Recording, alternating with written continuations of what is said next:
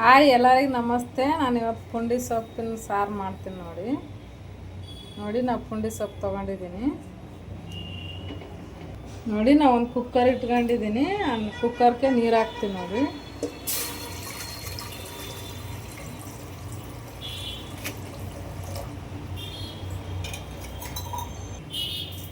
ನಾನು ತೊಗರಿಬೇಳೆ ತೊಗೊಂಡಿದ್ದೀನಿ. ತೊಗರಿಬೇಳೆ ಹಾಕ್ಕೊಂತೀನಿ.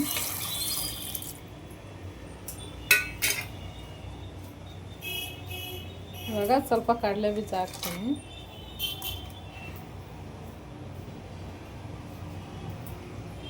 ಹಸಿಮೆಣ್ಸಿನ್ಕಾಯಿ ಹಾಕ್ಕೊಂತೀನಿ.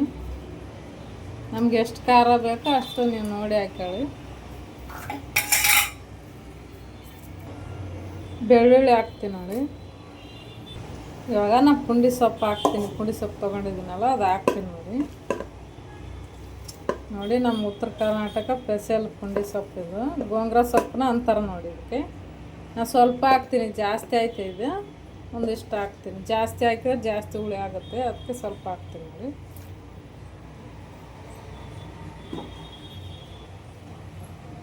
ಇವಾಗ ಕುಕ್ಕರ್ನ ಕ್ಲೋಸ್ ಮಾಡ್ತೀನಿ ನಾನು.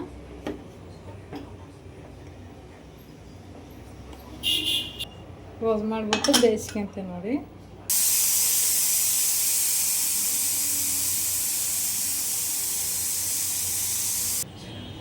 ನೋಡಿ ಇವಾಗ ಕುದ್ದಿದೆ ನೋಡ್ತೀನಿ ನಾನು.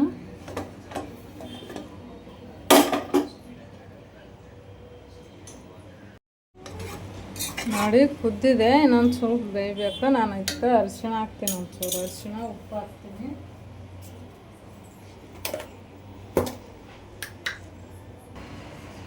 ಅರಿಶಿಣ ಹಾಕ್ತೀನಿ ನೋಡಿ ಸ್ವಲ್ಪ.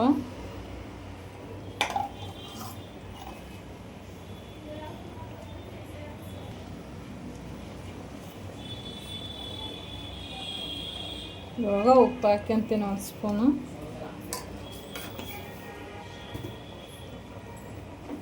ಇವಾಗ ಒಂದು 5 ನಿಮಿಷ ಬೇಯಿಸ್ಕೊಂತೀನಿ.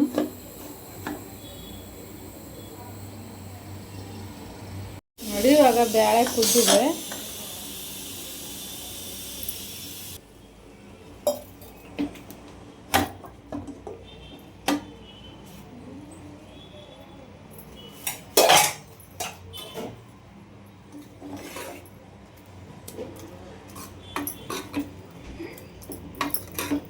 ನೋಡಿ ಚೆನ್ನಾಗಿ ಕುದ್ದಿದೆ. ಇದನ್ನು ನಾನು ಮಸ್ಕೊಂತೀನಿ.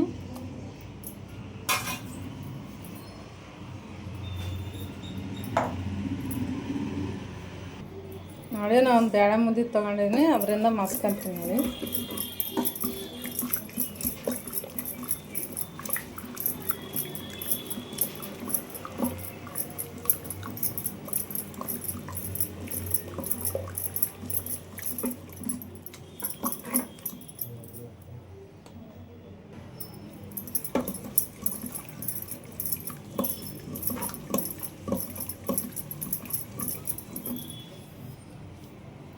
ನೋಡಿ ಹಾಕಿದ್ದು ರೆಡಿಯಾಗಿದೆ.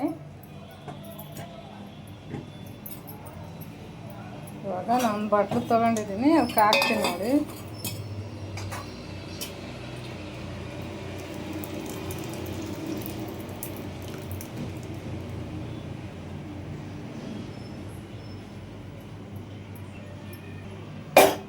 ನೋಡಿ ಪುಂಡಿ ಪಲ್ಯ ಬೇಳೆ ರೆಡಿಯಾಗಿದೆ. ಪುಂಡಿ ಪಲ್ಯ ಸಾರನ್ನು ಅನ್ಬೋದು, ಪುಂಡಿ ಪಲ್ಯ ಬೇಳೆನ ಅನ್ಬೋದು ನೋಡಿ. ನನ್ನ ವಿಡಿಯೋ ಇಷ್ಟ ಆದರೆ ಲೈಕ್ ಮಾಡಿ, ಕಮೆಂಟ್ ಮಾಡಿ, ಸಬ್ಸ್ಕ್ರೈಬ್ ಮಾಡಿ, ಶೇರ್ ಮಾಡಿ. ಉತ್ತರ ಕರ್ನಾಟಕ ಸ್ಪೆಷಲ್.